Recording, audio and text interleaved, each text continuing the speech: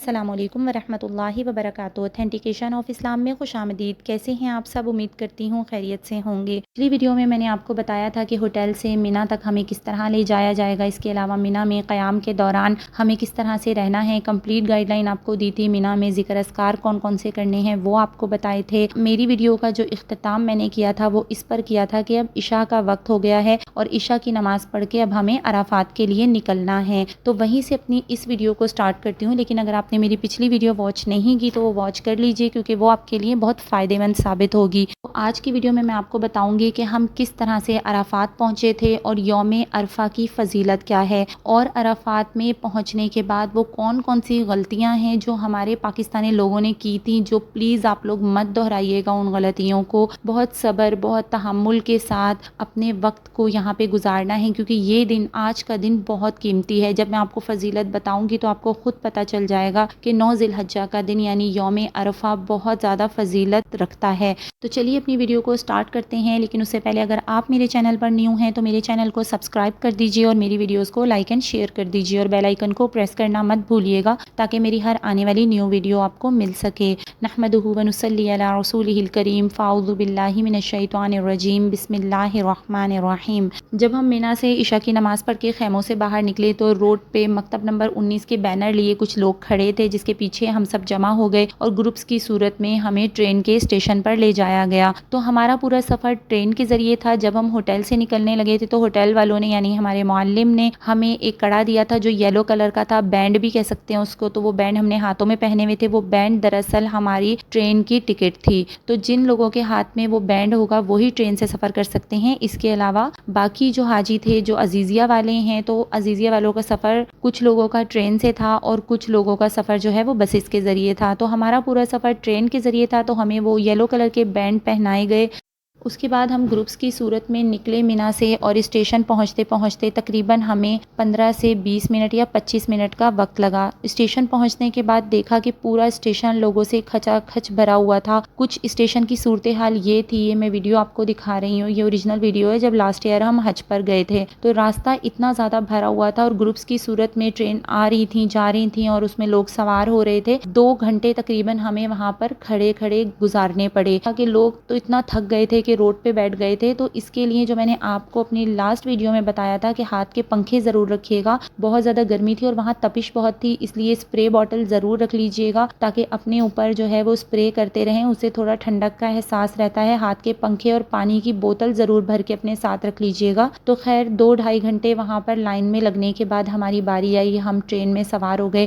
اب جو ہمارا روٹ تھا اس میں پاکستان، انڈیا، بنگلہ دیش کے لوگ زیادہ تھے، تو پلیز اگر جو لوگ میری ویڈیو دیکھ رہے ہیں یا مجھے سن رہے ہیں، پاکستان، انڈیا اور بنگلہ دیش کے لوگ، جہاں جہاں مجھے سنا جا رہا ہے، تو میں آپ لوگوں سے ریکویسٹ کروں گی کہ دیکھیں، جب ہماری باری آ گئی ہے، اب ہمیں ٹرین میں سوار ہونا ہے، تو کیوں نہ ہم ڈسپلن کا مظاہرہ کریں اور لائن بنا لیں۔ لائن سے سب لوگ ایزیلی ٹرین کے اندر سوار ہو جائیں گے، کیونکہ باری آپ کی آئے گی ضرور۔ اب ہمارے یہاں کیا ہوتا ہے، جیسے ہی ٹرین کا دروازہ کھلا تو لوگ اتنے برے طریقے سے ایک دوسرے کو دھکے دے کے اندر جانے کی کوشش کرتے ہیں کہ چاہے کسی کو پھر کوئی بھی اذیت و تکلیف ہو۔ حج میں ایک دوسرے کا خیال رکھنا ہے، حج لڑائی جھگڑے کا نام نہیں ہے۔ حج میں جو ہے ہمیں فساد نہیں کرنا، دھکا نہیں دینا، کسی کو نقصان نہیں پہنچانا، تو اس چیز کا بہت خیال رکھیں۔ کیوں بلا وجہ میں اپنا حج خراب کرتے ہیں، کسی کو ٹچ کر کے، کسی کو جو ہے وہ دھکا دے کے؟ تو ہمیں اپنے حج کی خود حفاظت کرنی ہے، ایک باشعور پاکستانی ہونے کی حیثیت سے ڈسپلن کا مظاہرہ کرنا ہے۔ تو خیر ہم ٹرین میں سوار ہو گئے، اور ٹرین میں سوار ہونے کے بعد جب ہم اترے تو بہت زیادہ نہیں چلے، صرف 5 یا 10 منٹ چلنے کے بعد ہمارے خیمے آ گئے تھے۔ تو 2015 میں جب میں حج پہ گئی تھی تو اس وقت تو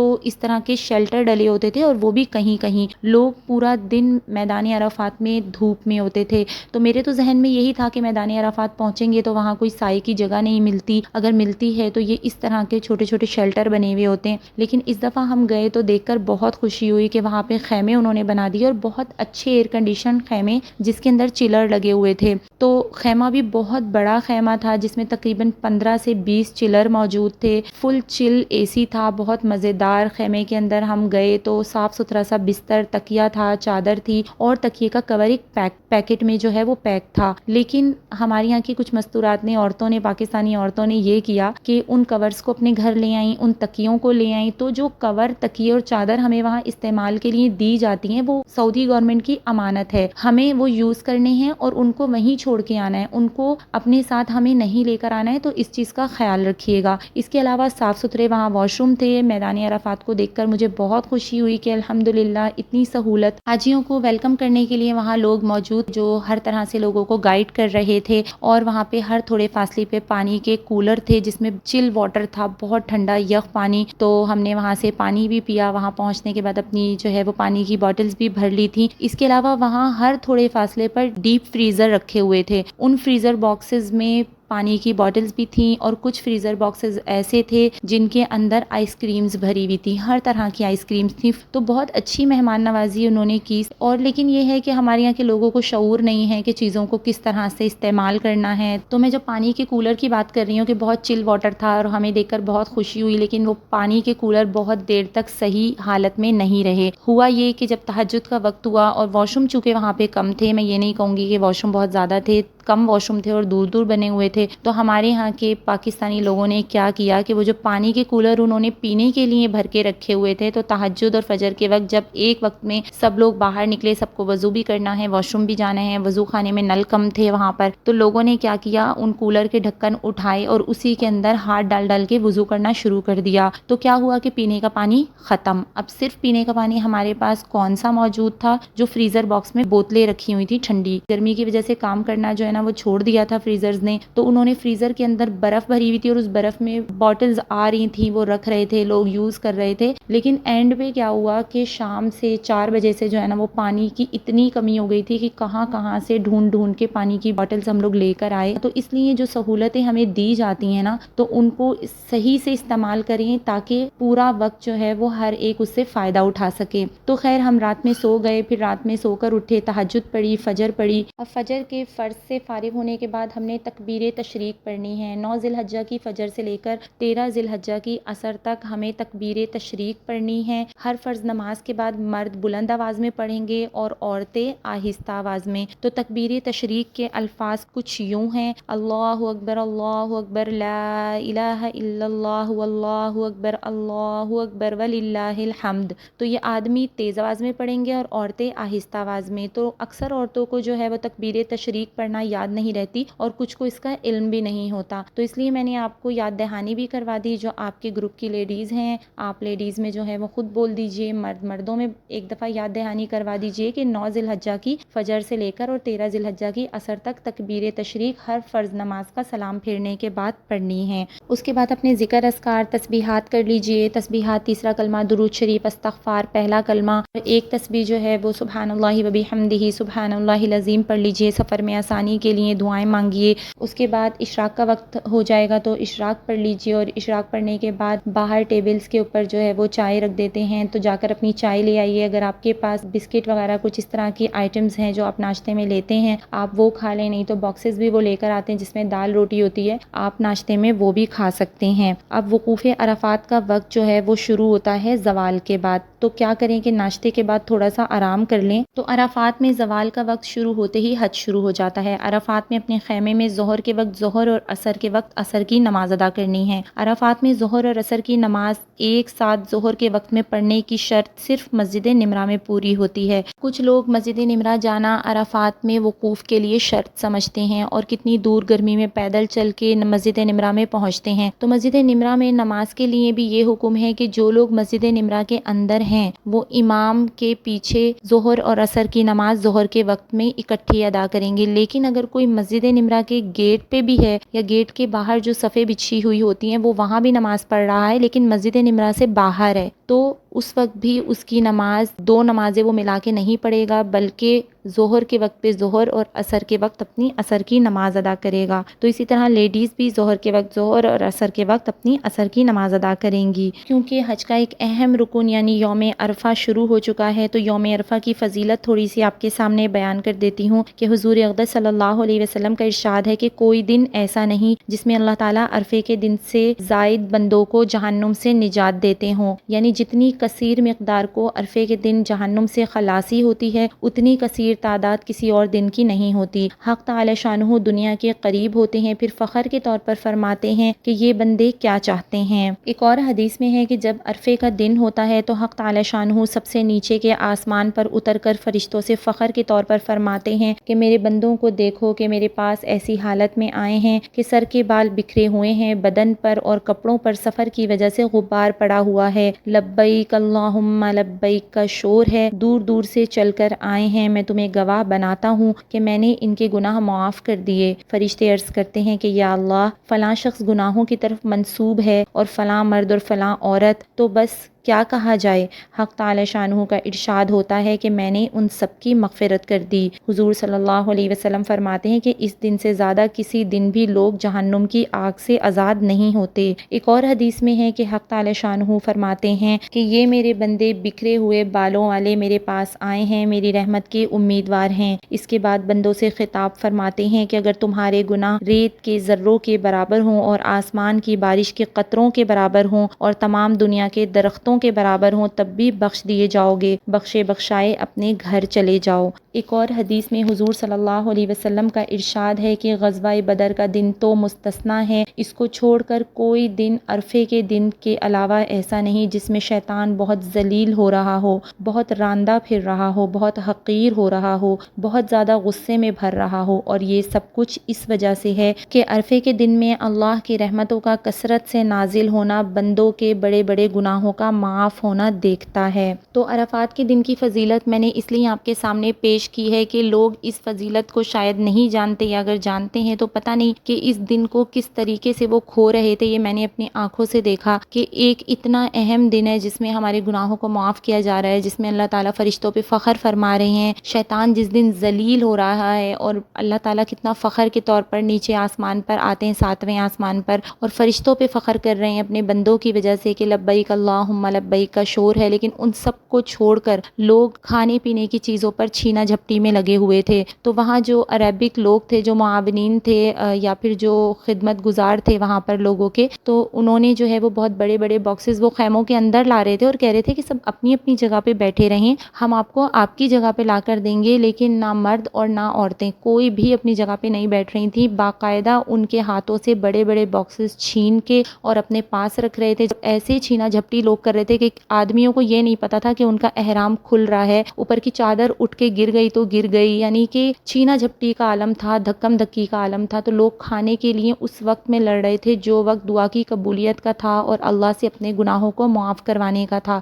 تو اس کو دیکھ کر بہت ہی افسوس ہوا کہ ہم یہاں کس کام کے لیے آئے ہیں اور ہم کس کام میں لگ گئے۔ تو پلیز اس وقت کو ضائع مت کیجیے گا، یہ وقت اللہ سے مانگنے کا ہے، اپنے گناہوں کی معافی مانگیں، پوری امت کے لیے رو رو کے دعائیں مانگیں، ہر وہ دعا مانگیں جو آپ کے دل میں ہیں، قرآنی دعاؤں کے پڑھنے کا اہتمام کیجیے۔ بحیقی کی روایت ہے کہ ایک حدیث میں آیا ہے کہ نبی صلی اللہ علیہ وسلم نے فرمایا کہ جو مسلمان بھی عرفے کی شام اس میدان عرفات میں آتا ہے اور قبلہ روح ہو کر 100 مرتبہ کلمہ توحید لا الہ الا اللہ وحدہ لا شریک لہ لہ الملک ولہ الحمد وہو علی کل شیء قدیر کہتا ہے، اور 100 مرتبہ سورہ اخلاص پڑھتا ہے، پھر 100 مرتبہ درود شریف پڑھتا ہے، یہ درود شریف نماز والا پڑھنا ہے، تو اللہ تعالیٰ فرشتوں سے کہتے ہیں کہ اے فرشتوں، میرے اس بندے کی کیا جزا ہے جس نے میری تسبیح اور تحلیل بیان کی، میری عظمت اور کبریائی کا اقرار کیا، میری حمد و ثنا بیان کی اور میرے حبیب صلی اللہ علیہ وسلم پر درود بھیجا۔ اے فرشتوں، تم گواہ رہنا، میں نے اس کو بخش دیا ہے، اور اس نے جس کی سفارش کی قبول کر لی ہے، یہ بندہ ان تمام عرفات والوں کے لیے بھی سفارش کرے تو سب کو بخش دوں گا۔ ایک حدیث شریف میں ہے کہ حضور صلی اللہ علیہ وسلم عرفات میں لوگوں کو ربنا آتنا فی الدنیا حسنۃ وفی الآخرۃ حسنۃ وقنا عذاب النار، یہ دعا مانگنے کا حکم کیا کرتے تھے۔ ایک حدیث میں ہے کہ حضور صلی اللہ علیہ وسلم نے عرفات کے میدان میں یہ بھی دعا کی، لبیک اللہم لبیک انما الخیر خیر الآخرہ، اور ایک اور روایت میں ہے کہ انما العیش عیش الآخرہ۔ اس کے علاوہ میدان عرفات میں 100 دفعہ تلبیہ پڑھ لیں، 100 دفعہ پہلا کلمہ، 100 دفعہ دوسرا کلمہ، 100 دفعہ تیسرا کلمہ، 100 دفعہ چوتھا کلمہ، 100 دفعہ استغفار پڑھ لیں، 100 دفعہ لا الہ الا انت سبحانک انی کنت من الظالمین یہ پڑھ لیں، 100 دفعہ حسبنا اللہ ونعم الوکیل پڑھ لیں، 100 دفعہ فاللہ خیر حافظا وہو ارحم الراحمین پڑھ لیں، 100 دفعہ حسبی اللہ لا الہ الا هو علیہ توکلت وہو رب العرش العظیم پڑھ لیں، 100 دفعہ ربی یسر ولا تعسر وتمم بالخیر وبک نستعین، ایک دفعہ سورہ یاسین پڑھ لیں، ایک دفعہ سورہ ملک پڑھ لیں۔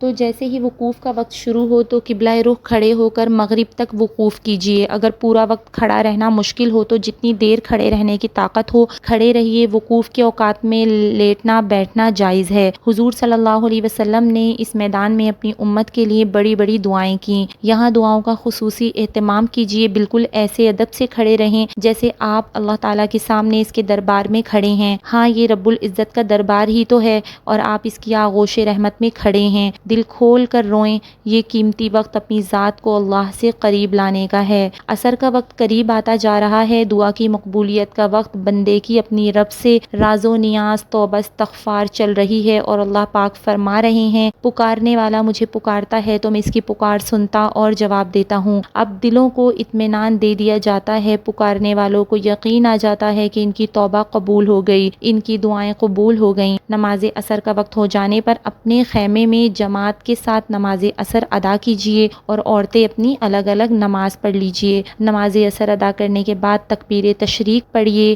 اب عصر کی نماز کے بعد کسی بھی وقت معلم کا آدمی آپ کو بتا کے چلا جائے گا کہ مزدلفہ کب روانہ ہونا ہے۔ کچھ لوگ کیا کرتے ہیں کہ جلد بازی میں عصر کے بعد سے جو ہے وہ جانا شروع کر دیتے ہیں عرفات سے، یا پھر ابھی مغرب کی اذان ہوئی نہیں ہے کہ اپنی جگہ سے جو ہے وہ نکلنا شروع کر دیتے ہیں۔ نہیں، جب آپ کو یقین ہو جائے کہ ہاں سورج اب غروب ہونے لگا ہے اور مغرب کی اذان ہو چکی ہے، یہ بات میری ذہن میں رکھے گا، مغرب کی اذان ہو چکی ہے، اب سورج غروب ہو رہا ہے، تو اس وقت ہمیں میدان عرفات سے نکلنا ہے۔ لیکن میدان عرفات میں ہمیں مغرب کی نماز نہیں پڑھنی۔ مغرب کی نماز ہم مزدلفہ پہنچ کے عشاء کی نماز کے بعد مغرب اور عشاء دونوں ملا کر پڑھیں گے مزدلفہ میں انشاءاللہ۔